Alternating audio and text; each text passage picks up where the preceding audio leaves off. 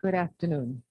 Your Excellency, Elkhan, Polukh, Olgu, Polukhov, Ambassador Extraordinary and Plenipotentiary of the Republic of Azerbaijan to the Republic of Trinidad and Tobago, members of the Diplomatic Corps, public officials, members of the U.W.I community, including our staff, students, and alumni of the Institute of International Relations.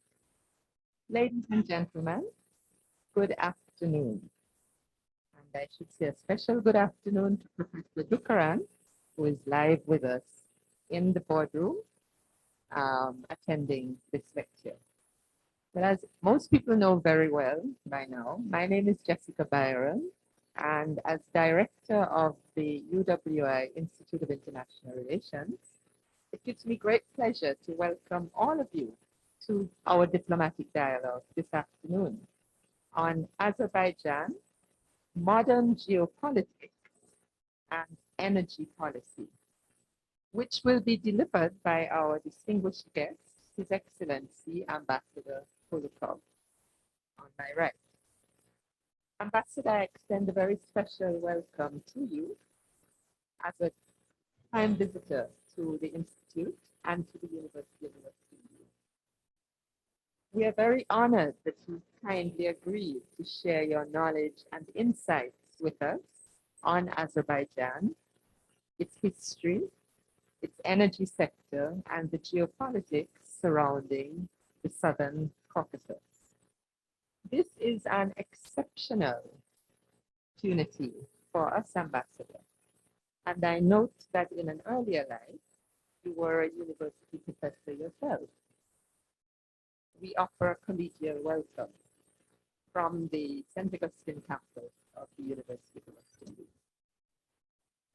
Your presentation on energy and geopolitics would be of interest to an audience in Trinidad and Tobago and in the Caribbean at any time, as Trinidad and Tobago itself has a long history of oil and natural gas production and export. Moreover, as it happens, your visit coincides with the very disturbing developments in Ukraine and Russia over the last few days, which also have major geopolitical and energy-related implications. As a center for teaching and research on international relations, this has given us a very sharp reminder of the need to closely follow developments in Europe and Central Asia, and to be very aware of the historical circumstances and the geopolitical realities that continue to influence contemporary dynamics at the global, regional, and state levels. We look forward very eagerly to your presentation and to engaging with you further in the question and answer session thereafter, which I will moderate. So once again, Excellency, welcome. Thank you for your visit. And I now invite Dr. Georgina Shami, who is the coordinator of our postgraduate diploma program, and who lectures on diplomacy. She will introduce our guest speaker. Over to you, Dr. Shami. Good afternoon. Thank you, Professor Byron, Your Excellency, members of the Diplomatic Corps, U.W.I colleagues, the Institute of International Relations, alumni, students, ladies and gentlemen. I'm deeply honored to introduce His Excellency Elkhan Polukhov, Extraordinary and Plenipotentiary of the Republic of Azerbaijan to the Republic of Trinidad and Tobago. Ambassador Polukhov, an illustrious career as a diplomat. He began his professional career in 1994 as a lecturer at the International Relations Department of Western University, Baku, Azerbaijan. and subsequently at the University of Nebraska, Omaha, USA. In 2000, he joined the Foreign Service as a political assistant to the ambassador and spokesman at the Embassy of State of Israel to Baku, Azerbaijan. Following this appointment from 2004 to 2008, he served as first and second secretary, Ministry of Foreign Affairs, Republic of Azerbaijan. In 2008 to 2010, he held the position of first secretary and acting head of the press department at the Ministry of Foreign Affairs, after which he became head of press department and spokesman from 2010 to 2011. From 2012 to present, he has been appointed as Ambassador, Plenipotentiary, and Extraordinary of the Republic of Azerbaijan to the Republic of South Africa, the Federative Republic of Brazil, and recently as the first Ambassador Plenipotentiary of the Republic of Azerbaijan to the Caribbean community. This recent appointment has been warmly welcomed and lauded by Ambassador Larocque, Secretary General of CARICOM, as an affirmation on Azerbaijan's growing interest in formalizing relations with the Caribbean community. Undoubtedly, sir, your extensive service in foreign relations and affairs and your prolific academic background have allowed for your in-depth familiarity, knowledge, expertise, foreign relations, and policy of Azerbaijan. At this point, sir, may I now invite Ambassador Polukhov to provide his discourse to us today. Thank you.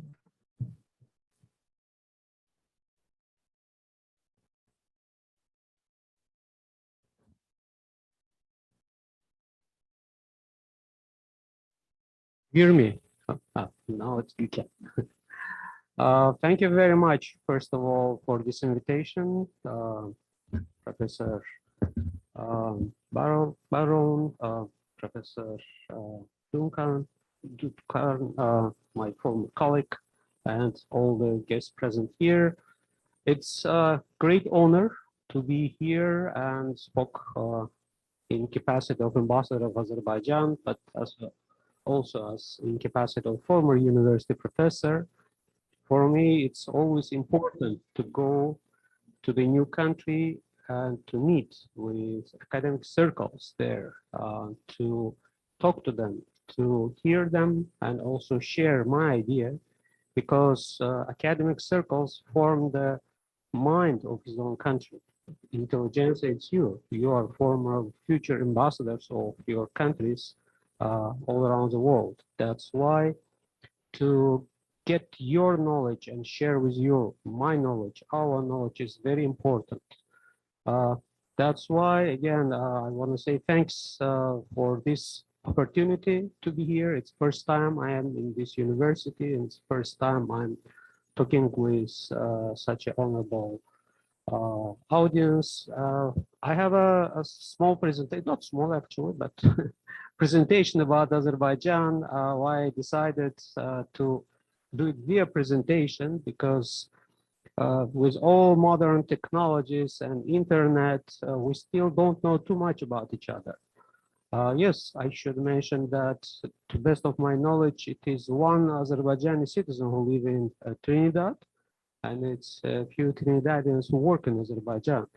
But it's not enough to introduce our countries to each other. And the best way is talk to the specialists and professionals, with future professionals about it, and get this quick message all around not only Trinidad, but also via this modern technologies with all people who join to this meeting.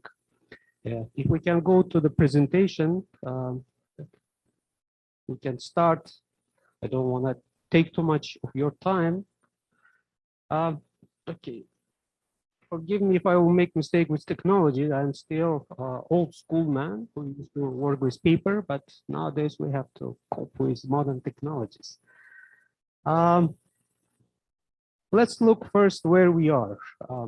From the map, you can see that Azerbaijan is one of the parts which link Europe with Asia. And if you look after that to the larger map, you will see that to get the shortest way to get to the Europe, from Asia to Europe and back way, it's go via Georgia, Azerbaijan, and Caspian Sea, Central Asia. And after that, you quickly get to the China, largest economy, one of the largest economies in the world, biggest by population country in the world. So that's why, before going to the next slide, I should also mention that if, as you see, we are kind of sandwiched between very big powers like Russia on the north, Iran on the south. We have a Turkey as a neighbor. Across the Caspian Sea, it's Central Asian countries. For Georgia, we're getting connected to the Europe. And all the region today look very turbulent, and practically all the countries which you see there on the map has a problem, probably except Central Asia. So Russia, Ukraine, Georgia, Armenia, Azerbaijan, Turkey, Syria, Iraq, all of them today cannot say that it's the safest place in the world or quite safe in the world. Why I'm telling this? Because Azerbaijan itself, since the beginning of our independence, restoration of our independence in 1991, faced the challenge or territorial claim from neighboring Armenia. We used to be part of Soviet Union, Azerbaijan, Armenia, and Georgia, and before we used to be part of Tsarist Russia. But when Soviet Union started to come to the eve of collapse, neighboring Armenia decided to put the claim to the so-called region of Nagorno-Karabakh, which was majorly populated by Armenian. And based on that fact, they start to claim this territory, which led to the large-scale war that provocations or precondition for war started from 1988, when Soviet Union was still alive and functioning. But after collapse of Soviet Union, it's become real large-scale war. And as a result of this, we call it first Karabakh, Nagorno-Karabakh war, around 30,000 people lost their life. You see these green, yellow, and red areas. This is the territory of Azerbaijan. That territory has went to the occupation of Armenian forces. Around 1 million people become the refugees and IDPs, partly from Armenia. Refugees of Azerbaijan who live from Armenia, they were ethnically cleansed. And all the population, Azerbaijani population, which live in this colorful area, they were ethnically cleansed and withdrawn and moved to the main territory of Azerbaijan. The conflict, why it's called Nagorno-Karabakh, because this area, which you see on the map in the red, it's actual former Nagorno-Karabakh Autonomous Republic within Azerbaijan Soviet Socialist Republic. So when the Soviet Union started to collapse, Armenian based again on the fact that majority of population, around 70% of population were Armenian, 65, 70%, they start to claim these territories, and they start to claim that it should be joined to Armenia, even though that territorially it doesn't have a connection, land connection to Armenia. So it's an area which separates this Nagorno-Karabakh former autonomous republic via Lachin corridor to the Armenia. So it's become practically illegal claim, and as I said, using the political turmoil in Azerbaijan that time in 90s after the collapse of Soviet Union, Armenians succeed to occupy all of these territories and ethnically cleanse and withdraw all the Azerbaijani population, all the non-Armenian population who live there. Again, I wanna attract your attention to the fact that they occupied not only this red area, which they initially claimed, but they occupied 7 adjusted districts around it, which is territory which is much larger than Nagorno-Karabakh itself, which obviously showed that it was a military occupation of the territory of sovereign country by Armenia, and it has nothing to do with Armenian population of Nagorno-Karabakh, because in this yellow and green area, Armenians never lived. We call it First Armenian-Azerbaijan War, which had a very intensive phase from 1991 to 1994, when ceasefire was signed. As I already mentioned, more than 30,000 people were killed in total from both sides. Around 4,000 Azerbaijanis get missed, and until now we don't know what's happening with them, and we're still working on that with the Armenian side. Around 20% of territory of Azerbaijan went under Armenian occupation, 1 million refugees and IDPs. After war was over, Armenian side deployed in occupied territory huge amount of military equipment, and you can see the numbers. For such a small area, it's too much, and it's become one of the most militarized zones in the world.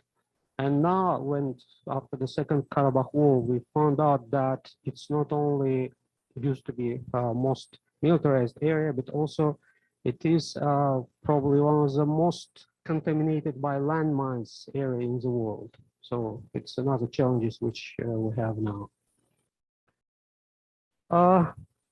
Another facts about the Karabakh War, you see the number of towns and villages and settlements which was destroyed there, historical monuments, religious infrastructures, including it was Islamic and Christian infrastructures there.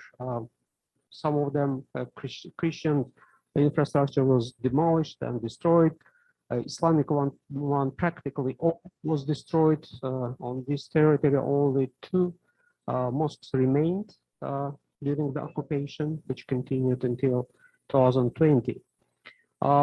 We estimate preliminary estimations is that Armenian damage on these territories goes around 60 billion of US dollars. And today our government working on a legal approach. So we're going to legally sue Armenian side for these damages and bring them to the court.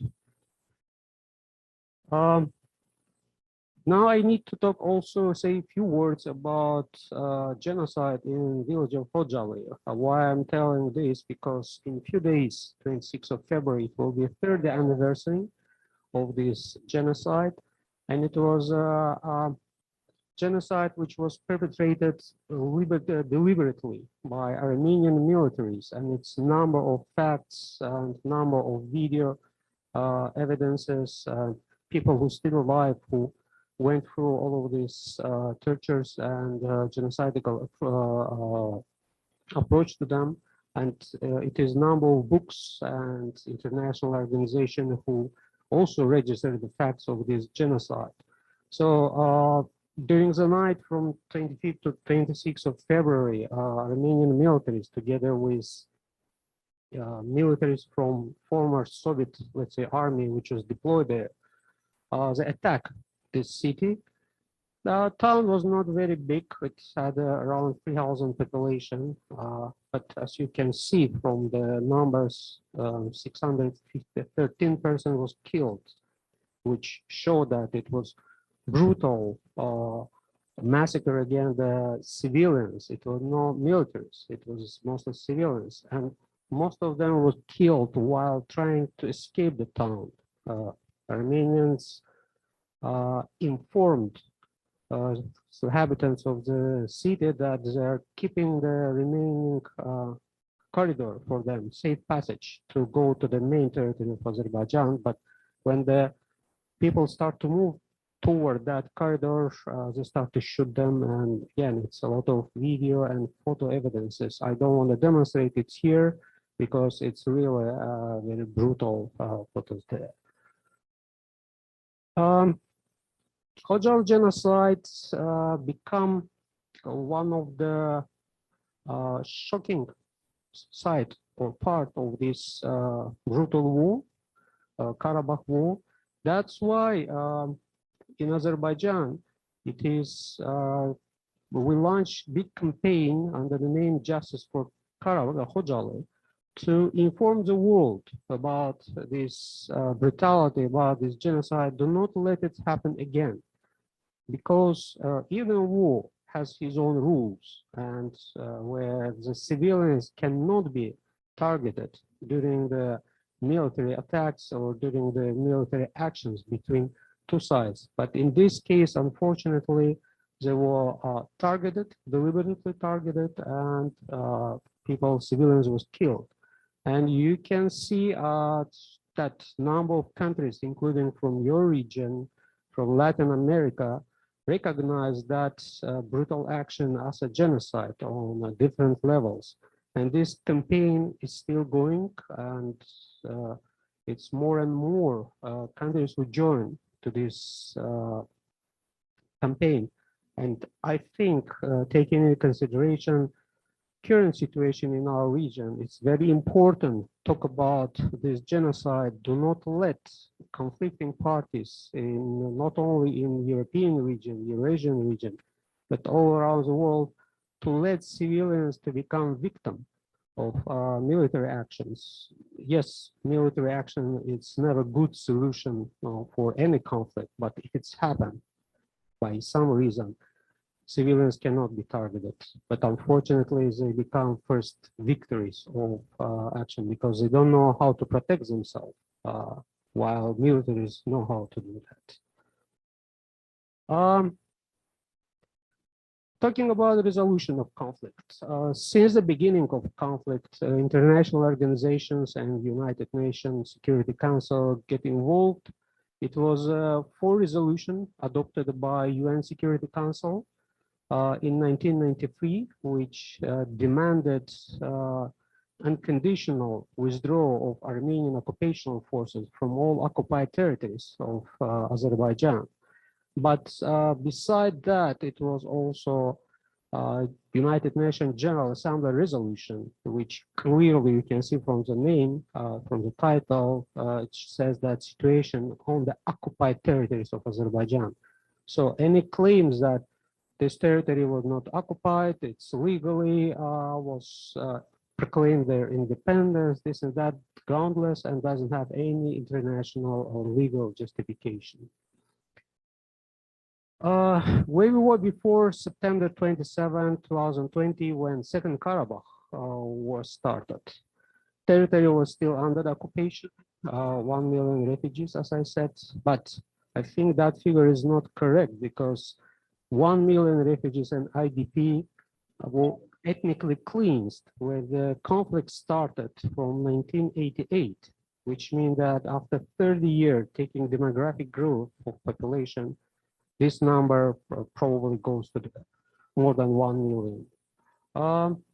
Very unfortunately, we faced a demonstration of double standards from international community when no countries openly, clearly stated who is aggressor, who is occupying side, and who is a victim of this conflict.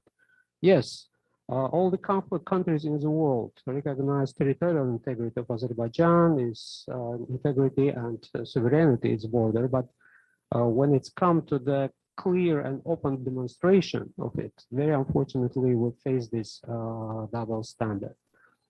Of course, when two from three countries in a region has a conflict with each other, we cannot talk about stability in the region. It was very fragile situation for last 30 years.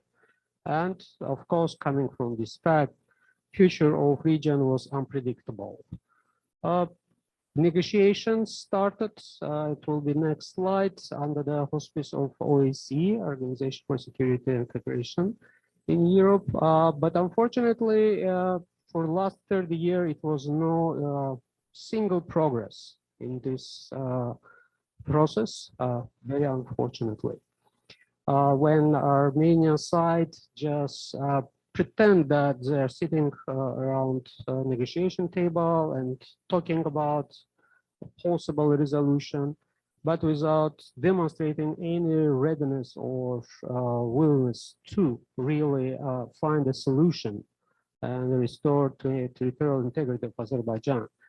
The position of Azerbaijan side during this negotiation was to provide people or Armenian in Nagorno-Karabakh, community of Nagorno-Karabakh, the highest status of autonomy which exists in the world, which they can find and present. But unfortunately, Armenian side claimed that it must be independence. Nagorno-Karabakh should be independent. It should be a second Armenian state, based just on the fact that majority of population there is Armenia, which is not in 21st century can be justification for this kind of actions. September 27, Armenians start a new military provocations against Azerbaijani settlements bordering with occupied territories.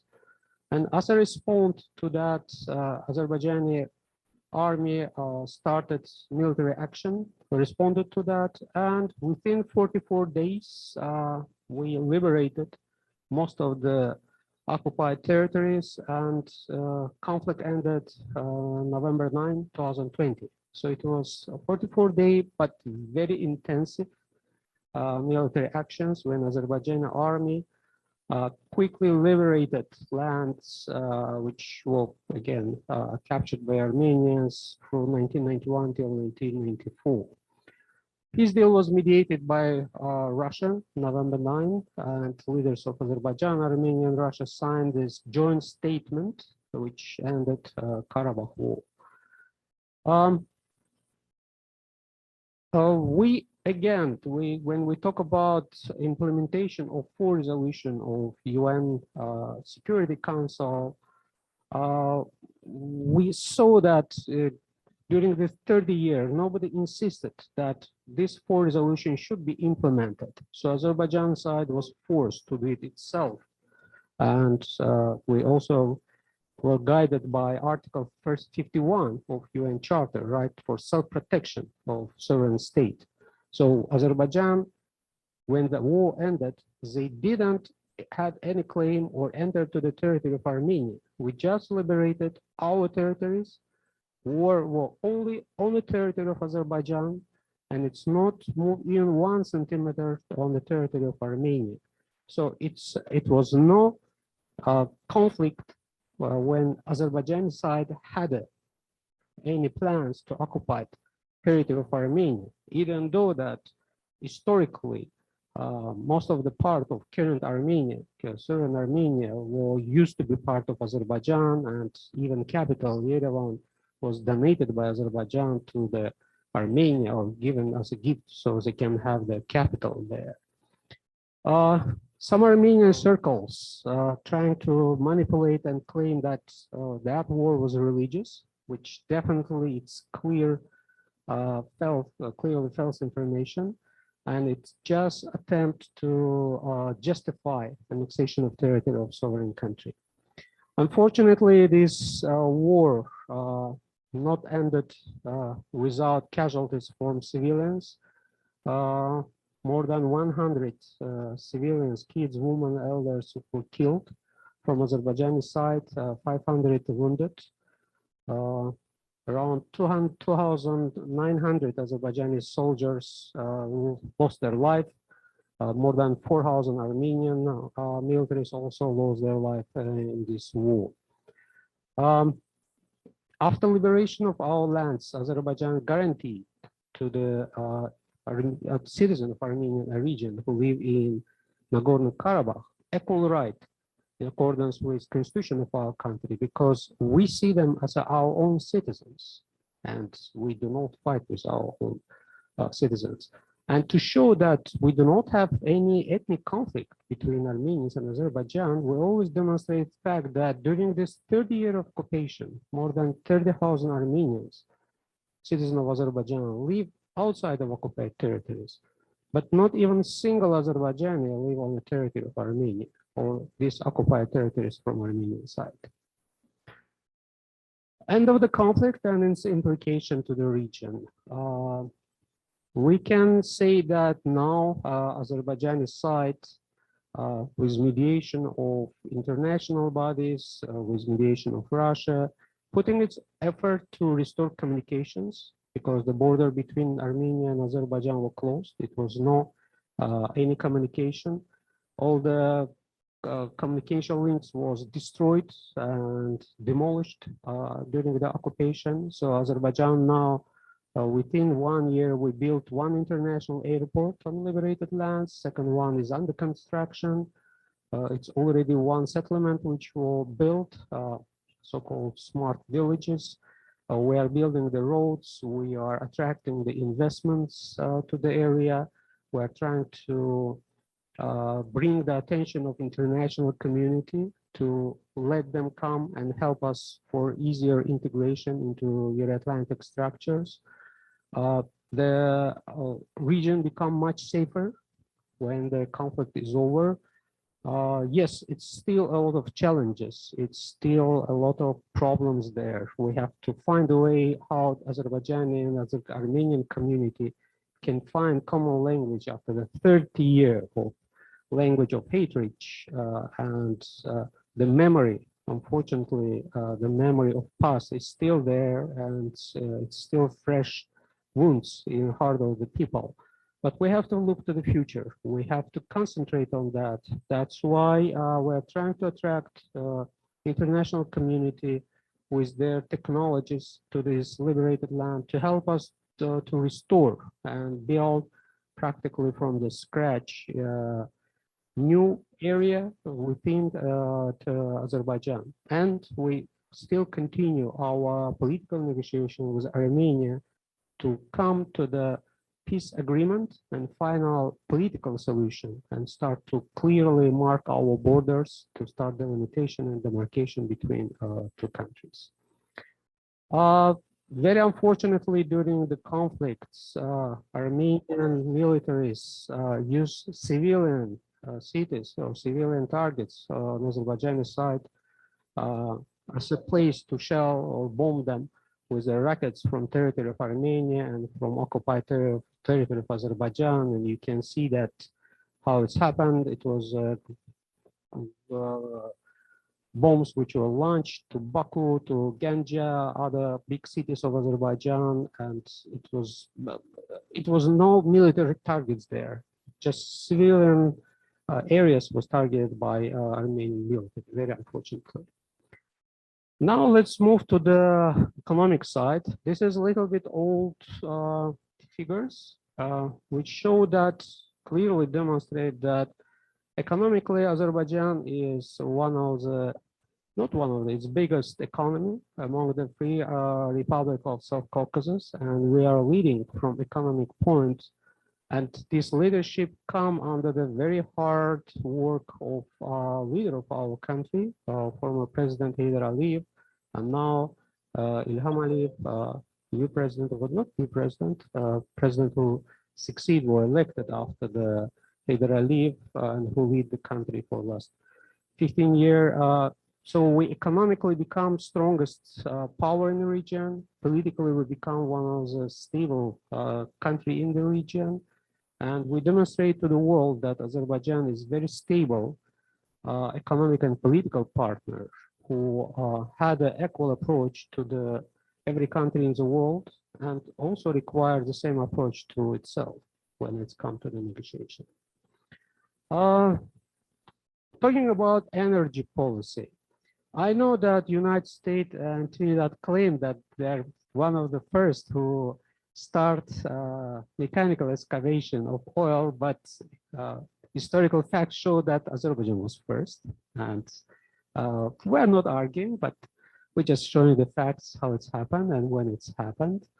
Why we are telling about it? Because we are enjoying the fact that we are one of the oldest countries in the world with industrial excavation and production of oil and gas in the world. So whatever is connected to the oil and gas industry, most of the things was invented in Azerbaijan, in Baku, the main place of oil excavation. For example, first largest oil pipeline in the world was built there from Baku, Azerbaijan to Batumi, to the city in Georgia, to bring Azerbaijan oil to the Black Sea, because Caspian Sea is landlocked sea. You cannot transport it from there.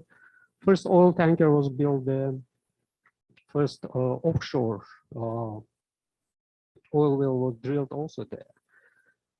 In 1901, 50% of oil was produced in Baku in Azerbaijan.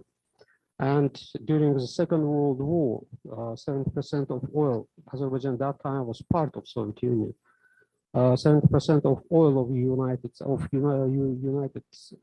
Soviet Union were produced in Azerbaijan, and only thanks to Azerbaijani oil, Soviet Union succeeded to win this war. So it's again a lot of inventions and a lot of important facts with connected. One more fact actually, the Nobel Prize, probably you hear about this famous Nobel Prize, which was set by Nobel brothers, and most of their monies come from sale of weapon, dynamites. But first Nobel Prize was given in Baku, actually, in the beginning of 20th century, and it was paid by Azerbaijani oil. So it's also cradle of, let's say, of Nobel Prize. Azerbaijani energy policy. For us, our energy policy, of course, determined by our national interest, and it has to serve our national interest. But parallel to that, of course, we are open for cooperation, and major international oil companies are involved in oil exploration in Azerbaijan, helping us to build one of the probably most modern industry in the world. We ourselves also has a lot of expertise and knowledge in this area, but still, after the collapse of Soviet Union, when we inherited socialist oriented market, not market oriented market, we were faced and challenged by lack of technologies. That's why we invited a number of foreign companies, and today the leading operator of major Azerbaijani oil and gas project is British Petroleum. If you look to the this chart, you will see the some figures with Azerbaijani oil reserves for one of the largest oil fields, Azeri Güneşli. Yes, our oil reserve is not biggest in the world, with just 0.8%, but still for relatively small country, we are 10 million populated country with area 86,000 square kilometer. It's very essential wealth, which is aimed for the future, and we'll talk about that later on. It's not enough to have oil or gas. If you don't have export routes, it's useless. So why I talked in the beginning about conflict, after starting exploration, we start to look to the export routes, transportation, look how we can bring the oil to the international market. And shortest way that time was via Armenia, these occupied territories of Karabakh and Armenia. And that time we even offer Armenia to liberate this land and let us build the pipeline and let Armenia benefit from transiting from their territories, but they refused. That's why Azerbaijani major transportation routes today go via Georgia and Turkey. So they go to the shore of Black Sea, or via Iran, via Turkey, it's go via Georgia go to Turkey, and from Turkey to it's connect to the major ports and deliver to the world market. We also have separate pipelines with Russia and Iran, but they are not used, mostly they are not used for transportation of oil and gas.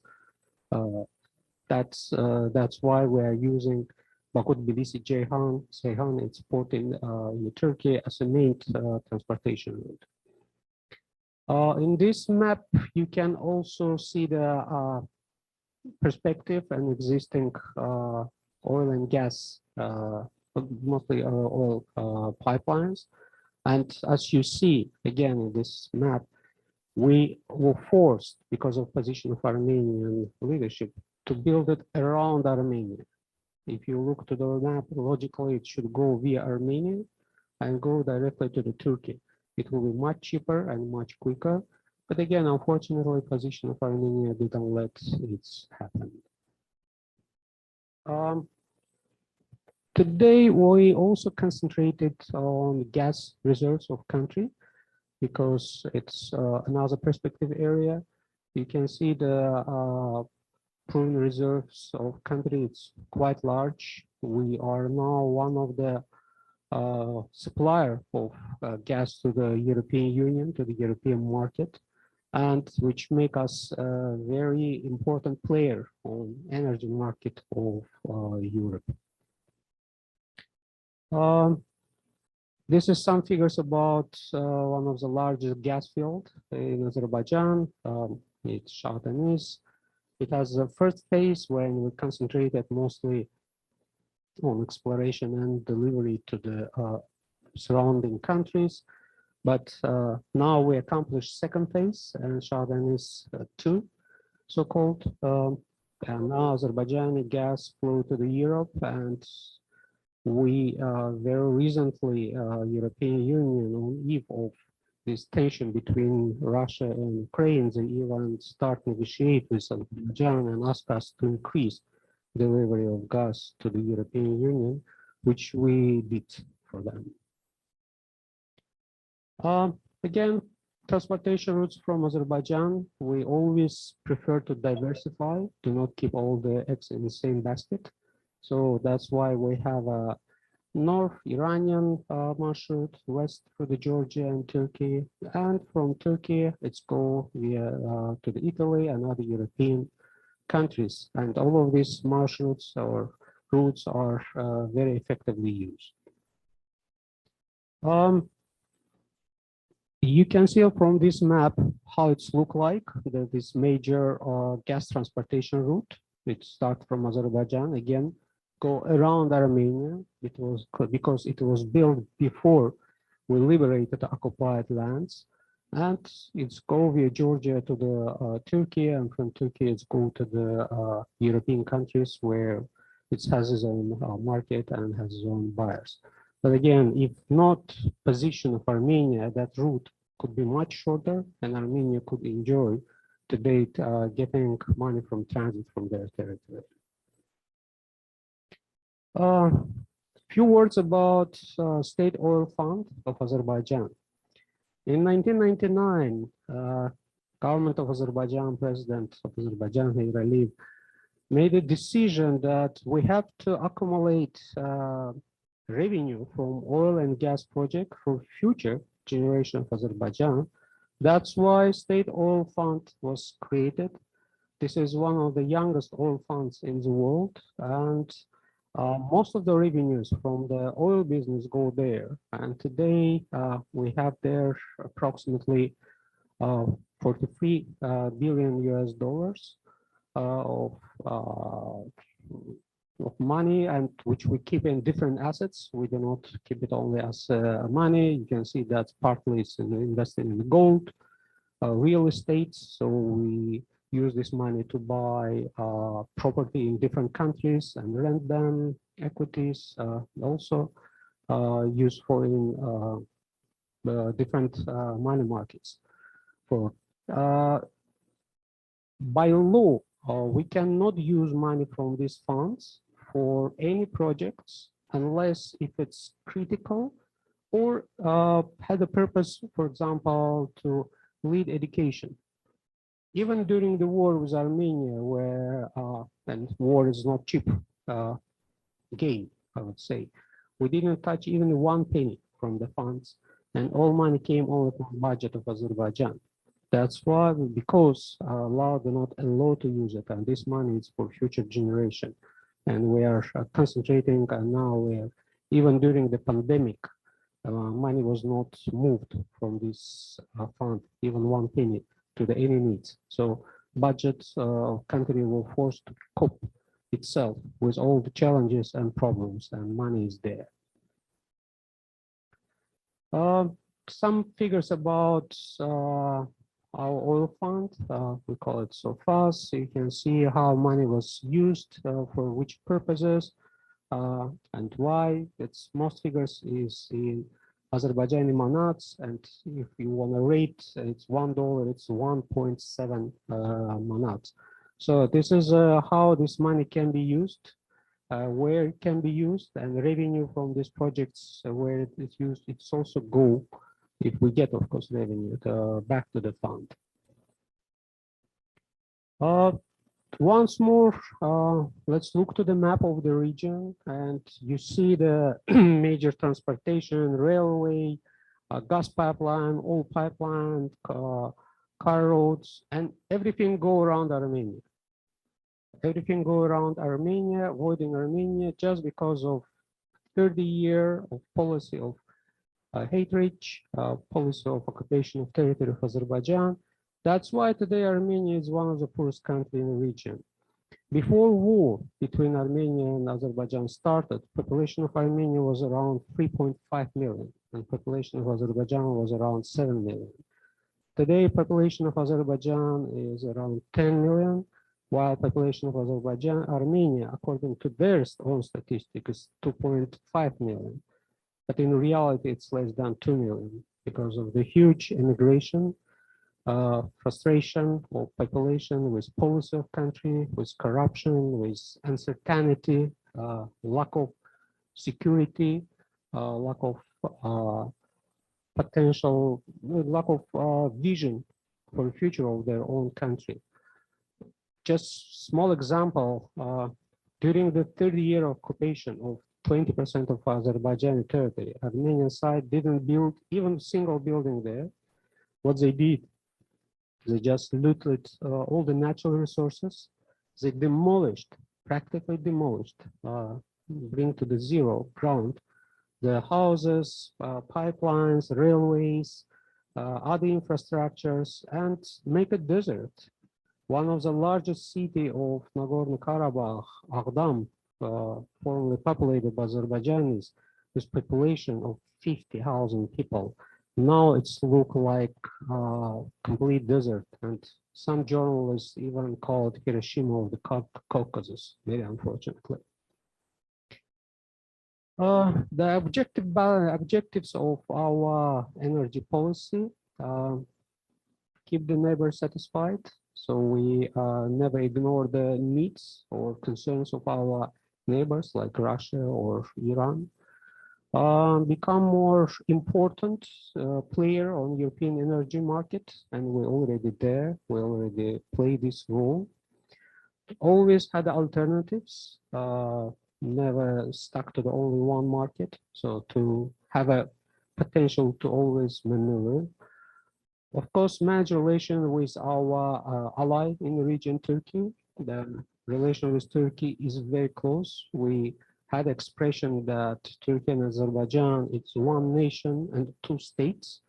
We share religious, language, history, culture. So today is Turkey is ally, strongest and biggest ally of Azerbaijan, who supported diplomatically, politically, Azerbaijan during the Second Karabakh War, and we're really very thankful to Turkey for this position, and we're continuing our very close cooperation with this country. Healthy relation with Georgia, Azerbaijan, it's a country where most of our transportation routes go, and Azerbaijan today is one of the biggest investors to the economy of Georgia. what else? I don't want to keep too much of your time, take too much of your time. Why Azerbaijan should be partner for most of the countries in the region? Because we are a reliable energy partner and alternative source for West. When they have a difficulties, they always can look toward Azerbaijan. We also playing again important role as a supplier to the Georgia, Turkey, Russia, Iran, and other countries and European Union, which make us, which show and demonstrate that Azerbaijan is one of the most stable and reliable partners, not only in energy but in political area. That's why Azerbaijani policy today is predictable, because we never hide any ideas and we always openly propose and follow our promises. That's why all the partners are very comfortable when they're dealing with Azerbaijan. Okay, conclusion, as I stated in the beginning, we are the oldest country with oil exploration. No offense to our Trinidadian friends. We had major oil contracts, and we had reserves for next probably 40, 50 years, which also gives some, let's say, tranquility to in state policy, so we can rely. But parallel to that, one of the major aim of the government is to decrease our dependence from oil and gas revenue. That's why we're diversifying our economy, and currently we succeed to drop our dependence from oil and gas industry to up to the 65%. So, and our policy is continuing on this direction. This is the contact details of Azerbaijan, of our embassy in Brazil. Welcome to communicate with us anytime. And just want to say in the end a few words about our relation with Trinidad and Tobago.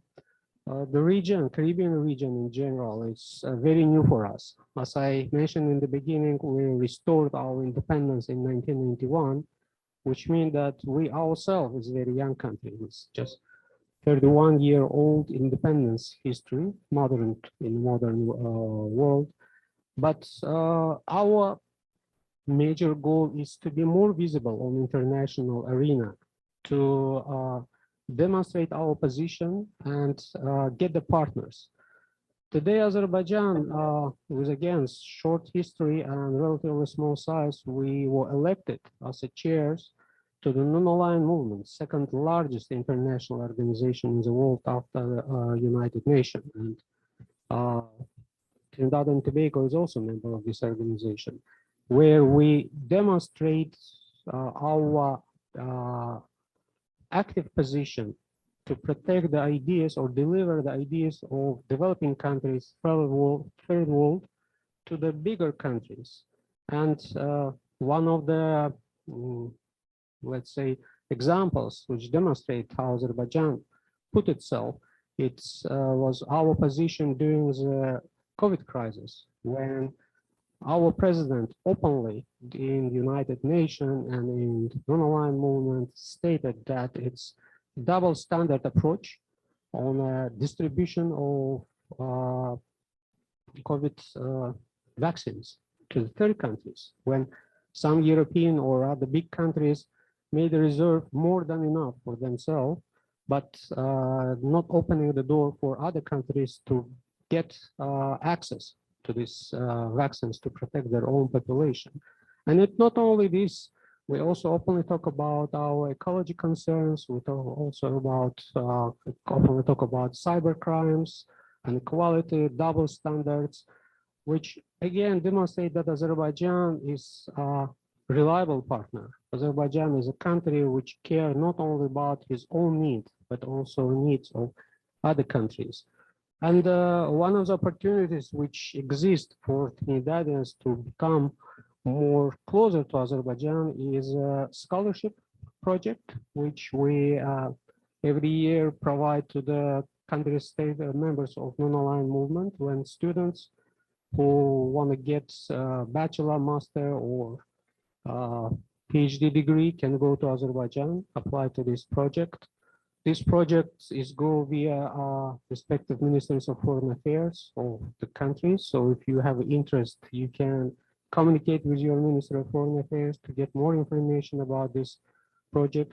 You can apply. It's fully sponsored by Azerbaijani government, and we'll be more than glad to welcome all of you in our country. And in the end, a very small remark. Before coming here, I looked at the statistic of trade between Trinidad and Tobago and Azerbaijan. And you can imagine huge distance, what kind of trade can exist, even if it exists. Yes, it exists.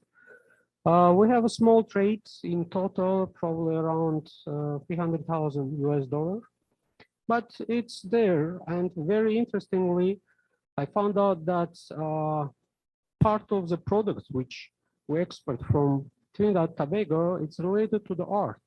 And now I have to check who is buying in Azerbaijan and who is selling this product, because it's interesting that Azerbaijani population know about your beautiful tradition, beautiful art, and they show the interest, and they show particular interest to the art pieces from Trinidad and Tobago, not from other Caribbean countries.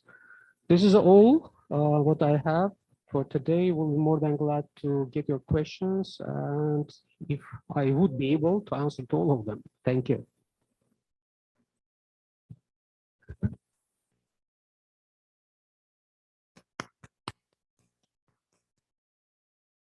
Thank you very much, Ambassador. I think you've given us a tremendous amount to think about.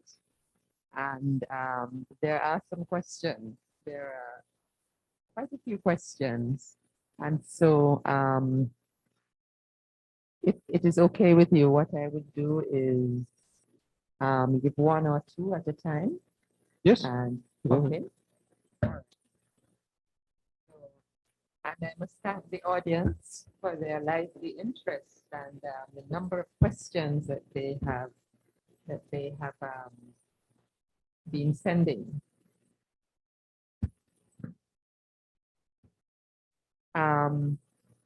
Okay, I think I will start with two. First one is, what is Azerbaijan's plan? Or I suppose one should start by saying, does Azerbaijan have a plan to get the entire United States to recognize the Khojaly genocide? And there is another question which you may or may not wish to comment on. What is your reaction to the invasion, the Russian incursion into Ukraine? So let us start with those two.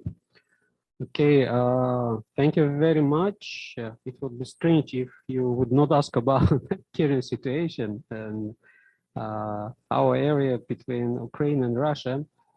Our firm and stand position that we recognize territorial integrity and sovereignty of Ukraine within international recognized borders.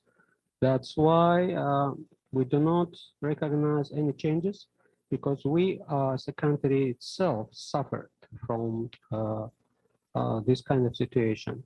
But parallel to that, we also hope that these two countries, very brotherhood with shared history, with past, same religious Orthodox countries, will find a diplomatic solution. Very unfortunately, sometimes you cannot avoid to have a war like between Armenia and Azerbaijan because of ignorance of international community. But in this case, when it's two largest country in Europe went to that situation, we only have to hope that they will find peaceful solution and settle this conflict there peacefully. Because again, every war led to the big suffers of civilians and others. and even sanctions which can be imposed, for example, will harm also countries which are going to impose it, because Russia is a huge market, and we have to start to think about new approaches, how this kind of conflicts can be settled. Uh, it's a little bit early to give some analysis of situation. It's just a few days. It's not too much real information what's happening. It's a lot of propaganda, a lot of manipulation there. That's why I think it would be difficult to clearly state and predict what's happening and what will happen. Unfortunately, in this situation, we only have to wait.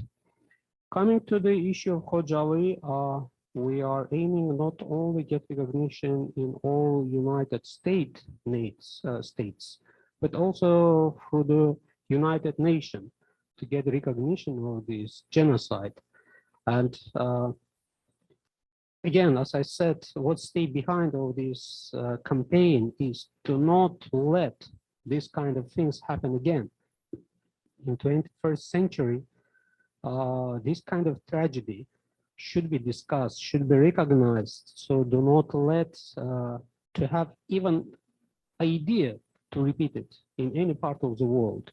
And when the international community will strongly stand on recognition and on condemning this kind of genocide, this kind of actions, it definitely will help to prevent it in the future from any side in any country in the world.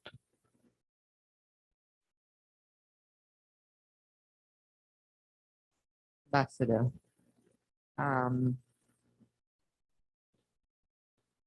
The next question is somewhat different.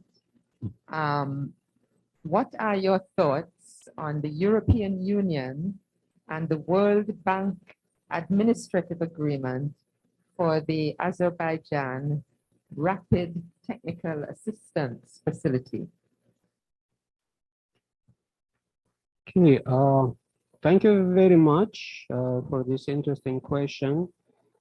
As I mentioned, after the liberation of 20% of occupied territories of Azerbaijan, yes, I have to mention that still some part, small part of this liberated area is not fully controlled by our government, because Russian peacekeepers temporarily was stationed there for 5 years, so to have this transitional period to get the sides to find to come to the final agreement. But in the rest of the territory, Azerbaijan intensively implement rehabilitation projects. Again, I told about that. We are building everything from scratch. It is zero communication there. It's land which contaminated by mines. It takes time. It will take probably, by some estimation, around 10 years to fully clean this territory from the mines.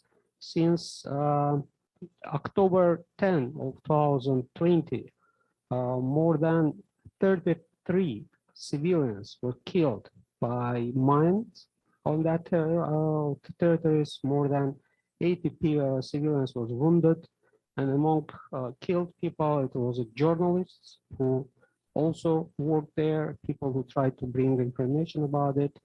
But our intention to attract investors and investments to that territories. Yes, Azerbaijan has its own money. Azerbaijan is the richest country in the region, but parallel to that, we're also looking for some investments, some supports. That's why after some negotiation with European Union, it was a decision to allocate around $1 billion for next years to let Azerbaijan to use these investments for development, not only these liberated lands, but to rebuild our economy and make it more open and more fitable to the international or European standards. Yes, we had a very good legislation. We had a very good investment climate. We have a one windows registration process when foreign investors can come and register their business just within 2 or 3 days. And it's everything go via one window approach or one window technique.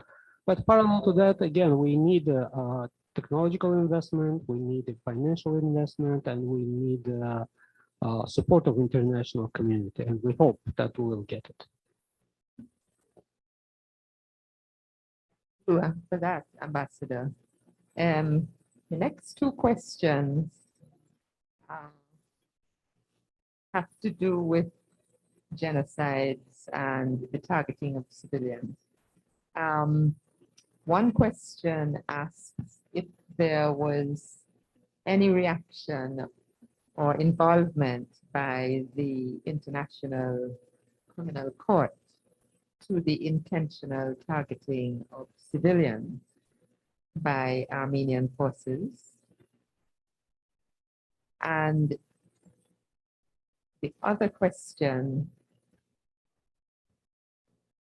is what role, or how effective is the United Nations Security Council in terms of preventing genocides or conflicts that can lead to genocides occurring or recurring? Very thanks, big thanks for these interesting questions. ICC, no, we do not have involvement of this international body, but Azerbaijan is now collecting information about the other crimes perpetrated by Armenian side on occupied territories. Very recently, we put on the international search 2 former leaders of Armenia. That time they were leaders in NagornoKarabakh who are directly were involved in perpetration or realization of these genocidal plans against Azerbaijani population of Nagorno-Karabakh. And it's gonna take time, but I can assure that Azerbaijan is steadily working on that to bring to the court all the people, all the Armenian leadership who were involved again in this kind of crimes against humanity. As I mentioned during my presentation, we don't have any problem with Armenian population in Armenia or Nagorno-Karabakh. And again, it's demonstrated by fact that we have more than 30,000 Armenians who peacefully live outside of Nagorno-Karabakh in different cities of Azerbaijan. And one very ironic problem, the fact that during this 44-day war, when Armenians start to shell the second largest city of Azerbaijan, Ganja, one of the bomb wounded old Armenian woman who lived this city. So Armenian bomb wounded Armenian who live outside of these occupied territories. Again, we're working with international bodies, with law corporations to prepare legal ground to sue Armenia and Armenian leadership for the crimes against humanity and what's crime against Azerbaijan and Azerbaijani population. And we hope very soon it will be open for the public. About effectiveness of UN Security Council to prevent this kind of genocide, very unfortunate. Recent histories show that this body is not very effective. And Azerbaijan is one of the supporter of ideas of reforms in United Nations, because effectiveness, in some cases, you can see that UN Security Council resolution implemented in 1 day, immediately, when the powers have an interest on that. In other cases, like our case, we openly saw that for resolution of UN Security Council was just ignored by not only member states of international Security Council, but also by most of the countries in the world. I wouldn't say that all the countries. For many years, because of Armenian aggression against Azerbaijan, countries like Pakistan, Saudi Arabia, and some others, they didn't even establish diplomatic relations with Armenia to demonstrate their position. To Turkey, to demonstrate their position and support of justified position of my country. But again, unfortunately, today we do not have any other alternative except United Nations as a main body where countries can raise their concern, where they can bring their concerns about different situation and try to seek justice. Very unfortunately, again, we don't have other alternative, but we have to think about that.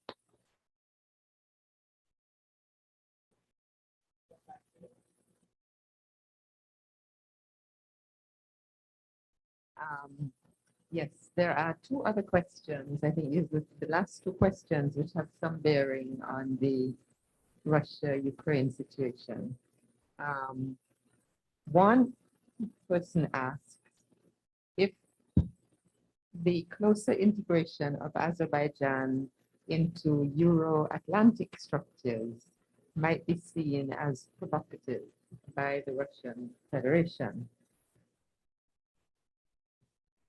And the other one asks if there was another, sorry. Yes, what impact will there potentially be on oil and gas supply to Eastern Europe as a result of the new conflict that has started between Ukraine and Russia? And is there already an impact for Azerbaijan? And what might that impact be going forward? Okay, thank you very much. When we are talking about building closer cooperation with Euro-Atlantic structures, it doesn't mean that Azerbaijan want to become of part or member of organizations like European Union or NATO. No, we don't have this intention. We have intention to have close cooperation to benefit from these structures, which can provide Azerbaijan with knowledge, technology, technical support, but we don't see us currently as members of this organization. And coming to the position of Russia, or that Russia can see it as a provocation.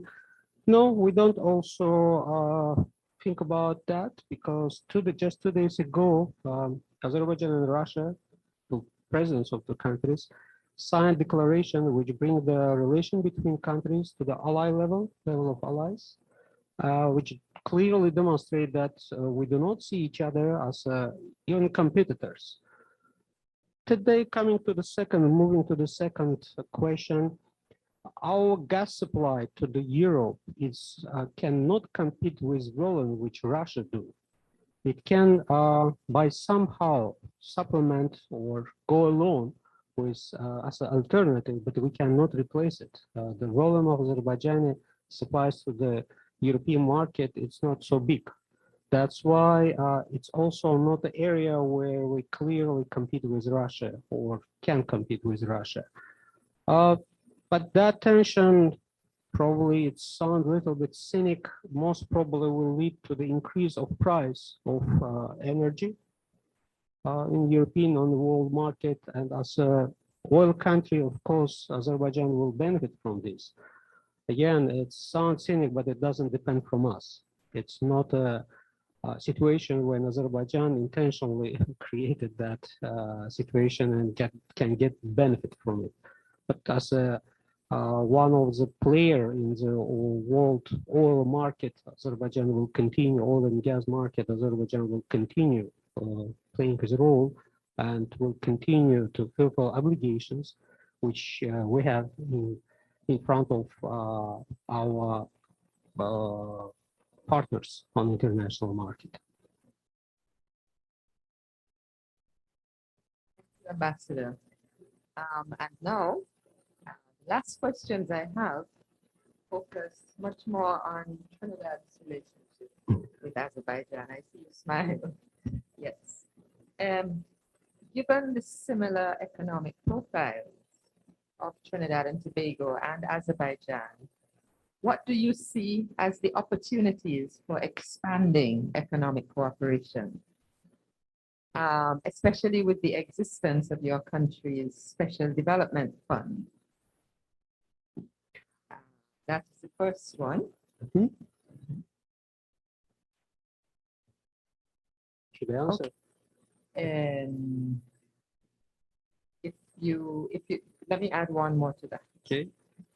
Somebody says they noted that Azerbaijan has a carpet museum Yes.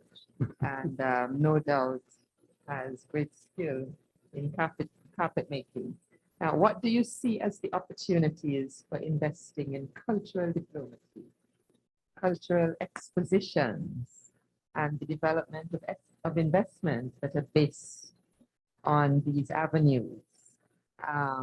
And the questioner suggests that there are opportunities for trade in carpets and in tea, both of which are cultural staples of Azerbaijan.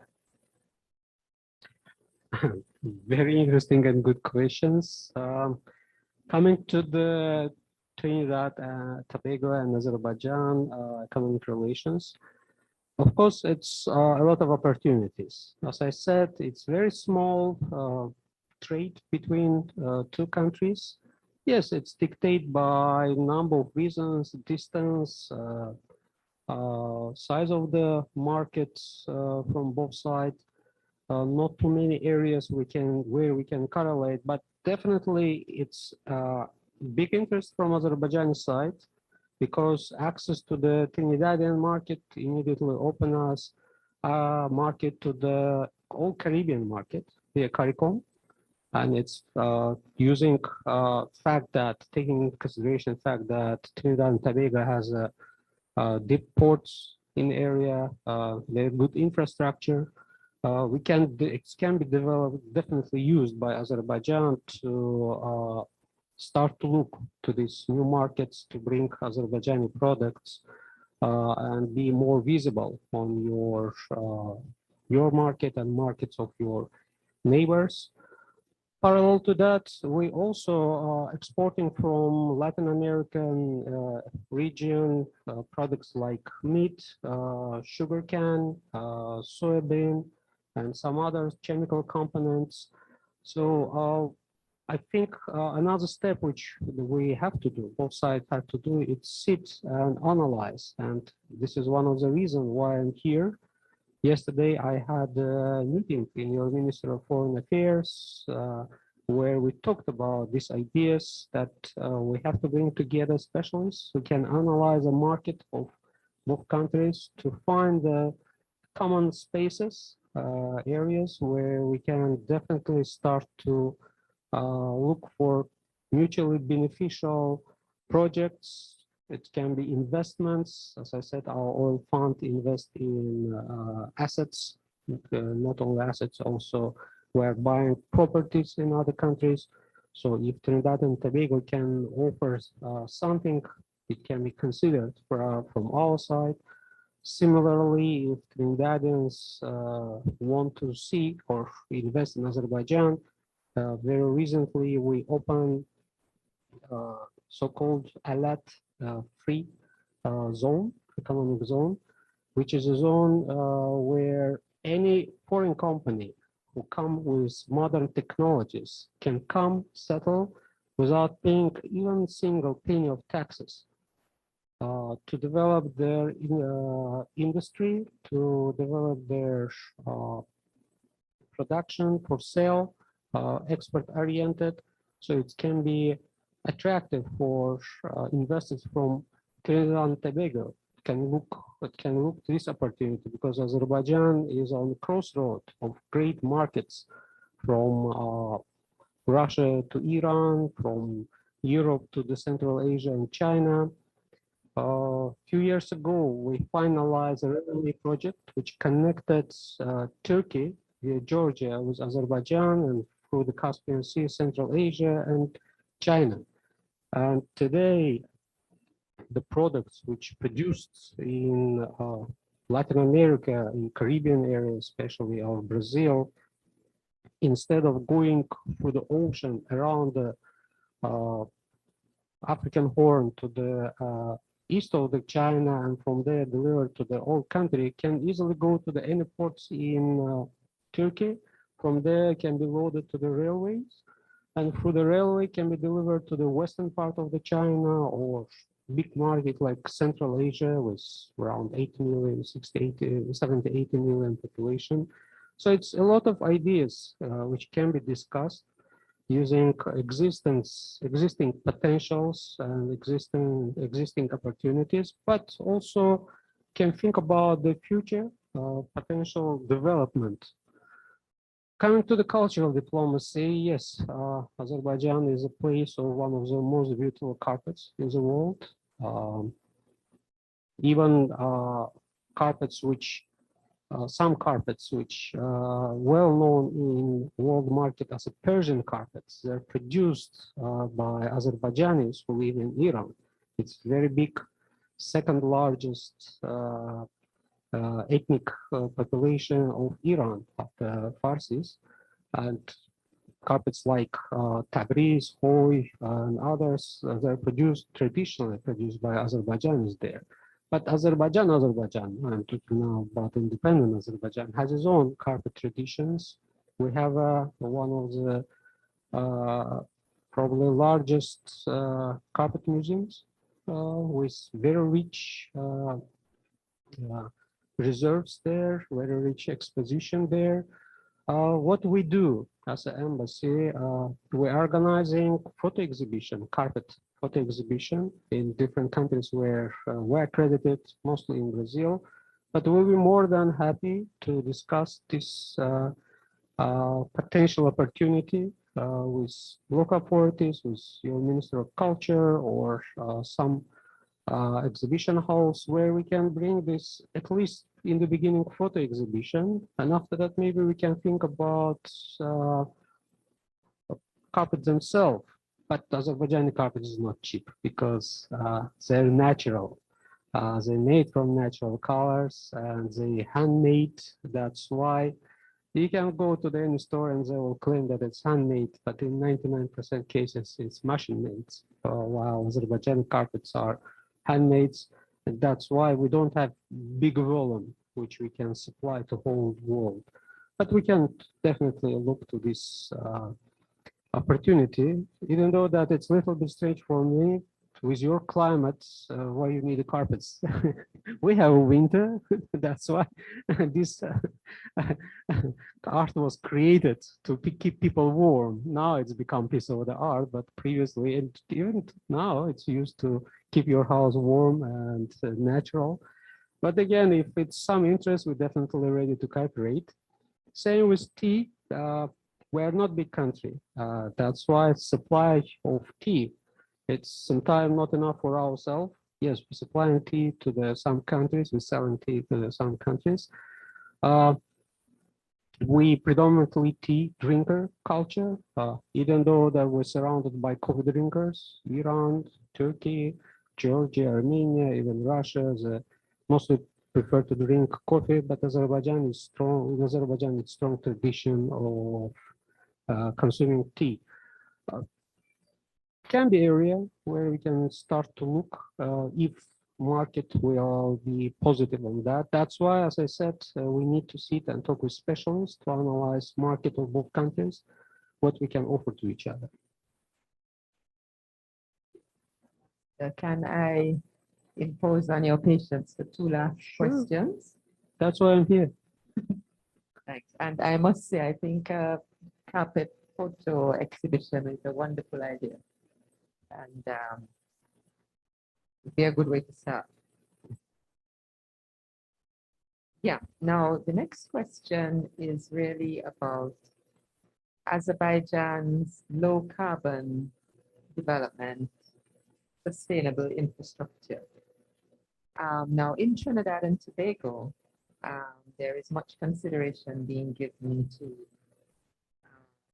improving its low carbon footprint and to solar initiatives. What is the situation in Azerbaijan?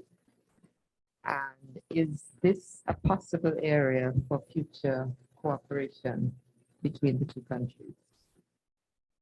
That's the first one, low carbon and renewable energies development. And the last question, I think, is one that I think you will find very interesting. The researcher, I know this is a researcher working on the non-aligned movement, who asks, how important is the non-aligned movement to Azerbaijan's foreign policy? Do you consider the NAM to be a useful foreign policy tool only? Or is there a deeper meaning to NAM membership? And can it shape state behavior for better or for worse?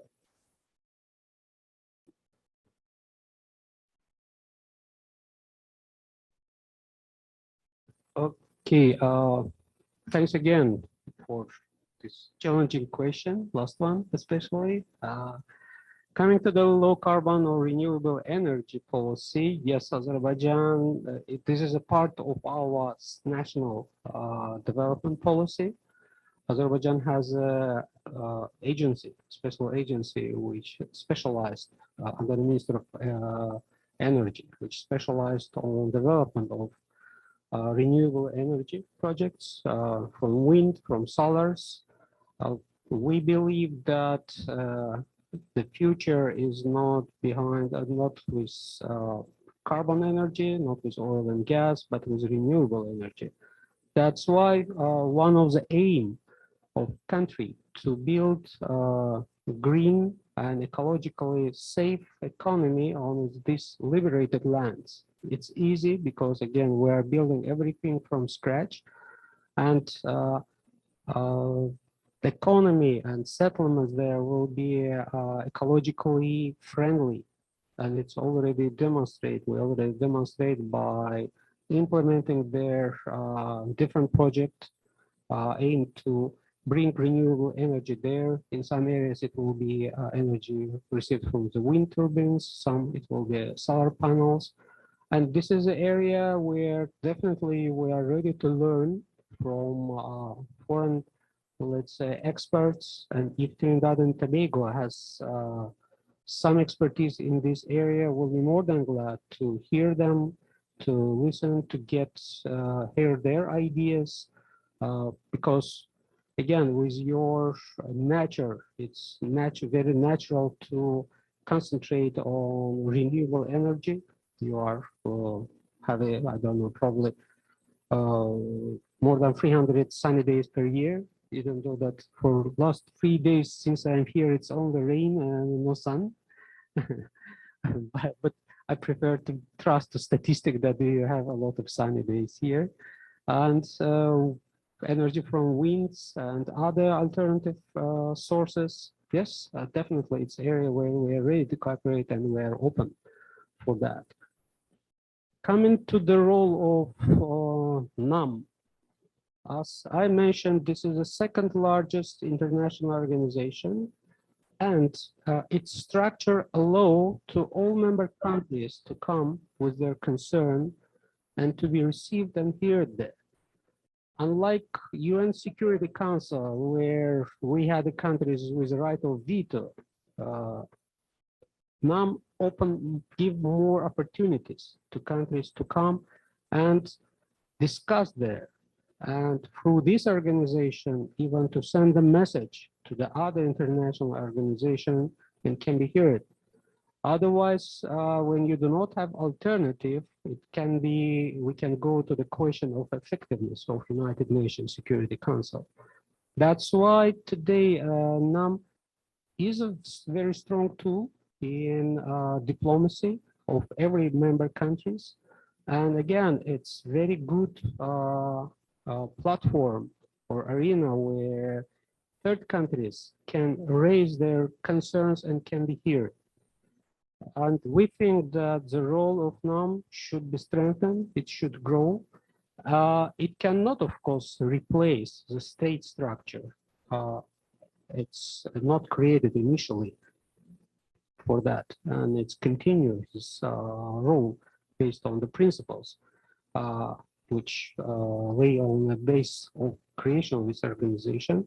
But again, by participation, by using it, we definitely can change something in the world and can be heard by the big powers, which sometimes preferred to go through the United Nations, which, as I said, and you also agree probably with me, is not in most cases very effective. NAM do not have a mechanism of implementation of this decision, but at least it is good, as I said, platform and arena where concerns can be raised. And we used, for example, for many years of our membership in NAM as a platform to deliver information about Armenian occupation. Similarly, other member countries also came there with their concern, ecological and other spheres, not only about conflicts.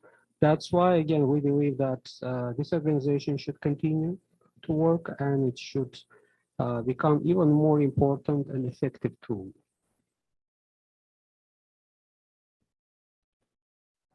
Thank you very much. This has been a really interesting and very informative session.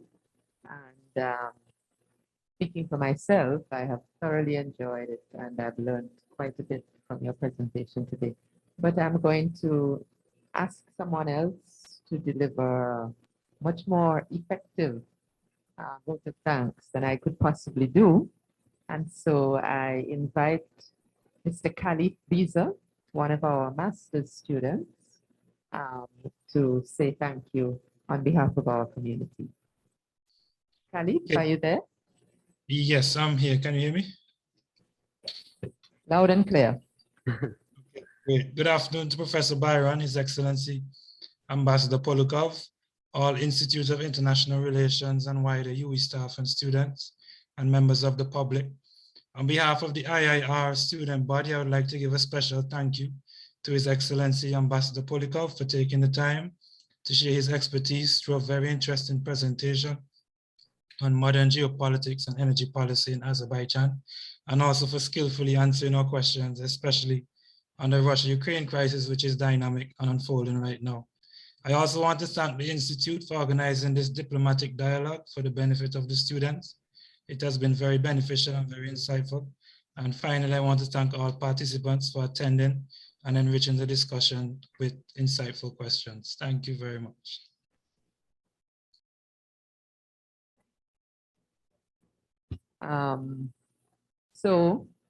And I'd like to add my special thanks to our IT technician, Ms. Gooding, who has facilitated us excellently this afternoon.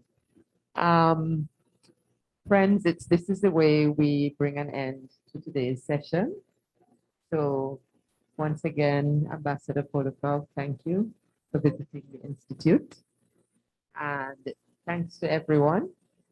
And see you at the next session. Good evening. And thank you very much again for your patience to listen to me for 2 hours. And I'm really happy to be here and hope to be again. Return back. Thank you.